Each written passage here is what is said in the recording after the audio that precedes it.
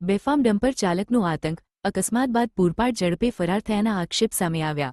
અમદાવાદમાં એક ડમ્પર ચાલક દ્વારા બેફામ રીતે વાહન ચલાવી અકસ્માત સર્જી ફરાર થયાના આક્ષેપો સામે આવ્યા છે, જેમાં મહિલા કાર ચાલક સાથે અકસ્માત સર્જાયા બાદ ડમ્પર ચાલક ટ્રાફિક પોલીસ અને સ્થાનિકોના રોકવાના પ્રયાસ છતાં પૂરપાટ ઝડપે ફરાર થયો હોવાના દ્રશ્યો સામે આવ્યા છે। જો કે હાલ સુધી આ મામલે કોઈ સત્તાવાર નિવેદન સામે આવ્યું નથી। સામે આવેલા દ્રશ્યો અને સ્થાનિકોના આક્ષેપો મુજબ જગતપુર રોડ તરફ ઉતરતા એક બેફામ ડમ્પર ચાલકે મહિલા ફોર વ્હીલર ચાલક સાથે અકસ્માત સર્જ્યો હોવાનો દાવો કરવામાં આવી રહ્યો છે। અકસ્માત બાદ ટ્રાફિક પોલીસ તેમજ સ્થાનિકોએ ડમ્પરને રોકવાનો પ્રયાસ કર્યો હોવા છતાં ચાલક વાહન ઊભું રાખ્યા વગર પૂરપાટ ઝડપે ભાગી ગયો હોવાના આક્ષેપ છે।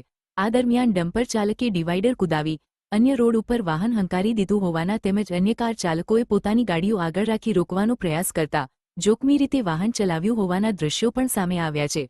આક્ષેપ મુજબ બાદમાં ડમ્પર એક કન્સ્ટ્રક્શન સાઇટ પર લઈ જવાયું હતું, જ્યાં કેટલાક લોકોએ સ્થાનિકોને ધમકાવ્યા હોવાની વાત પણ સામે આવી રહી છે।